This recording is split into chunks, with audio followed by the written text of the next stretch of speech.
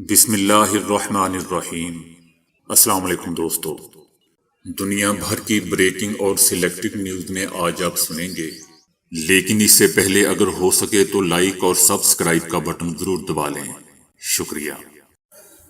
برطانوی انٹیلیجنس ادارے کے سربراہ نے کہا ہے کہ ہمیں ادارے میں تبدیلی لانا پڑے گی تاکہ نئی ٹیکنالوجی کو استعمال کیا جا سکے۔ سربراہ نے خبردار کیا ہے کہ مغربی دنیا کے حریف ممالک جیسا کہ چائنا اور روس مصنوعی ذہانت کے میدان میں ترقی کر رہے ہیں، جس سے آئندہ 10 سالوں میں جغرافیائی سیاست میں انقلابی تبدیلی رونما ہو جائے گی۔ امریکہ، برطانیہ، روس اور چائنا کے خفیہ ادارے ٹیکنالوجی کے میدان میں تیزی سے ہونے والی تبدیلیوں کا مقابلہ کرنے کی کوشش کر رہے ہیں۔ ٹیکنالوجی میں پیش قدمی نے ہزاروں سال سے جاری روایتی جاسوسی کے طریقہ کار کو بھی چیلنج کیا ہے، جس میں انسانوں کی خدمات حاصل کی جاتی تھی۔ برطانوی انٹیلیجنس ادارے کے سربراہ رچرڈ مور نے کہا ہے کہ کوانٹم ٹیکنالوجی، حیاتیاتی انجینئرنگ، وسیع تر ڈیٹا کی موجودگی اور کمپیوٹر کے استعمال میں پیش قدمی سے خطرات لاحق ہیں جن سے مغربی ممالک کو نمٹنا ہوگا۔ انہوں نے مزید کہا کہ حریف ممالک آرٹیفیشل انٹیلیجنس یعنی مصنوعی ذہانت، کوانٹم ٹیکنالوجی اور حیاتیات پر پیسہ خرچ کر رہے ہیں کیونکہ انہیں معلوم ہے کہ اس ٹیکنالوجی کے میدان میں ترقی سے ہی دیگر ممالک پر برتری حاصل کرنے میں مدد ملے گی۔ سربراہ نے کہا کہ ٹیکنالوجی کے میدان میں آئندہ 10 سالوں میں ہونے والی پیش قدمی گزشتہ صدی کی کامیابیوں کو پیچھے چھوڑ دے گی۔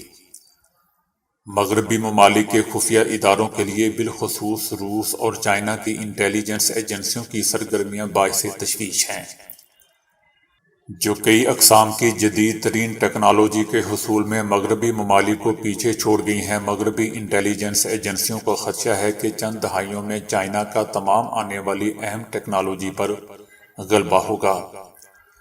گزشتہ 40 سالوں میں چین کی معاشی اور عسکری میدان میں ترقی کو حالیہ جغرافیائی سیاست سے متعلق واقعات میں سب سے اہم تصور کیا جاتا ہے۔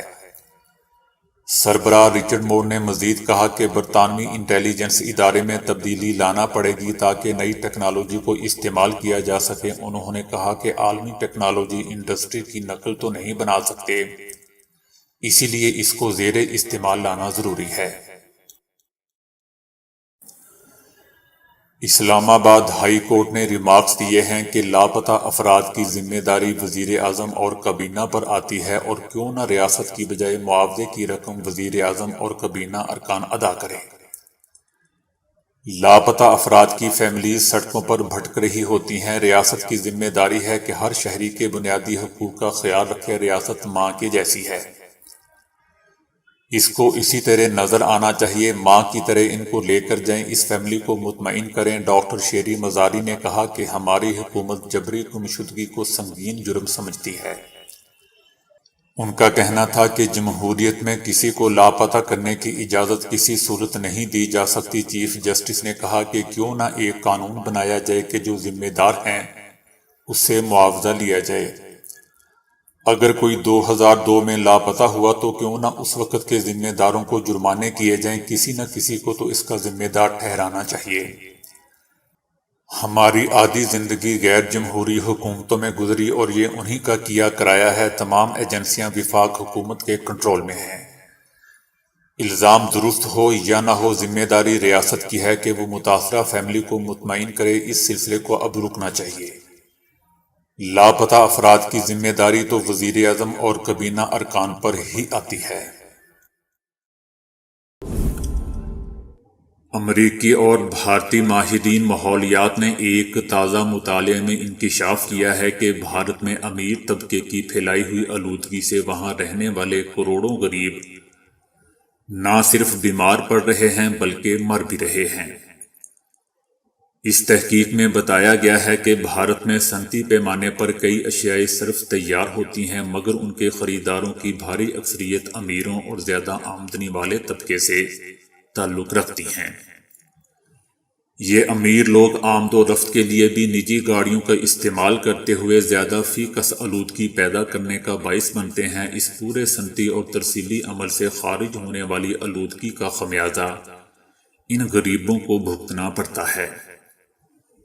جو محدود تر مالی مسائل کے باعث خود کو اس آلودگی کے مضر اثرات سے محفوظ نہیں رکھ پاتے، اس تحقیق میں مرکزی توجہ فضا میں لمبے عرصے تک معلق رکھنے والے 2.5 مائکرو میٹر یا اس سے کم جسامت والے ذرات کی آلودگی پر دی گئی ہے، کیونکہ صحت کی خرابی اور اموات میں بھی انہی ذرات کا کردار سب سے نمایاں دیکھا گیا ہے۔ مذکورہ تحقیق سے جہاں یہ معلوم ہوا کہ بھارت کا امیر طبقہ وہاں کی فضائی آلودگی میں سب سے زیادہ ذمہ دار ہے، وہیں یہ بھی پتہ چلا ہے کہ آلودگی کی وجہ سے بھارتی غریبوں میں اموات کی شرح امیروں کے مقابلے میں 9 گنا زیادہ ہے۔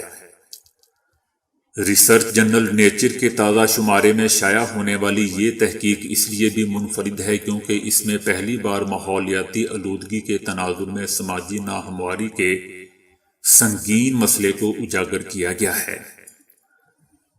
یاد رہے دوستو کہ بھارت کا شمار دنیا کے آلودہ ترین ملکوں میں ہوتا ہے۔ حالیہ اندازوں کے مطابق 2019 کے دوران بھارت میں فضائی آلودگی کی وجہ سے کم از کم 17 لاکھ اموات ہوئی تھیں، جو وہاں پر سالانہ اموات کا 18% تھی۔ ماحولیات سے متعلق مشہور بھارتی میگزین ڈاؤن ٹو ارتھ میں شائع ہونے والی ایک رپورٹ کے مطابق بھارت میں فضائی آلودگی سے ہر 3 منٹ میں ایک بچہ اس آلودہ دنیا سے رخصت ہو جاتا ہے، یعنی وہاں فضائی آلودگی کی بنا پر مرنے والے بچوں کی سالانہ تعداد 2 لاکھ سے زیادہ ہے۔ اب تک کی تحقیقات سے بھارت میں فضائی آلودگی کی زیادہ ذمہ داری اینٹوں کے بھٹوں اور روایتی چولہوں میں لکڑی یا کوئلہ جلانے والے غریب دیہاتیوں پر اور ہر سال بڑے پیمانے پر فصلوں کی باقیات جلانے والے کسانوں پر عائد کی جاتی رہی ہیں۔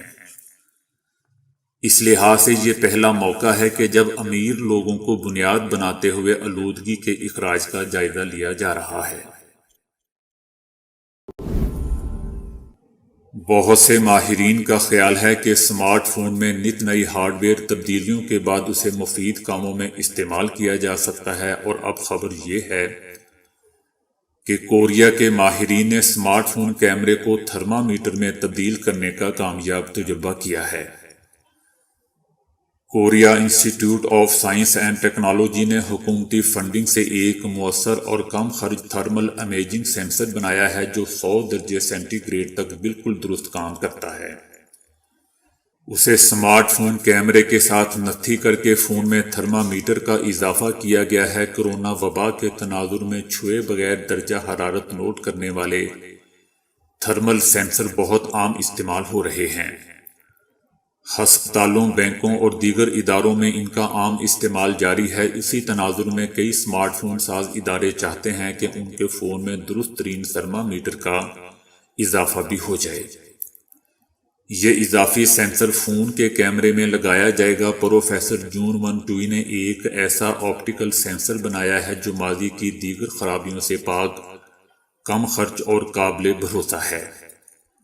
اس چھوٹے سے سینسر کو بہت آسانی سے اسمارٹ فون کیمرے کے ساتھ لگایا جا سکتا ہے۔ یہ سینسر انفراریڈ روشنی کو جذب کر کے برقی سگنل میں بدلتا ہے اور اسی بنا پر حرارت کو نمبروں میں ظاہر کرتا ہے۔ یہ اتنا حساس ہے کہ عام سینسر کے مقابلے میں حرارت کو بجلی کے سگنل میں 3 گنا زائد درستگی سے بدلتا ہے۔ انڈیا میں شادی کی تقریبات کی مزاح کا خیز ویڈیو اکثر سوشل میڈیا پر وائرل ہو جاتی ہیں، جنہیں دیکھ کر صارفین بھی دنگ رہ جاتے ہیں۔ ایسی ہی ایک ویڈیو بھارت سے شادی کی تقریب کی ایک مرتبہ پھر وائرل ہو رہی ہے، جس میں رخصتی کے وقت دلہن کو خود گاڑی چلا کر سسرال جاتے دیکھا جا سکتا ہے۔ دلہا ڈرائیونگ سیٹ کے برابر والی سیٹ پر بیٹھا ہوا ہے، جبکہ دلہن نے اسٹیئرنگ سنبھالا ہوا ہے۔ تو دوستو ابھی کے لیے اتنا ہی۔ ویڈیو کو لائک اور شیئر کرنے کا بہت بہت شکریہ۔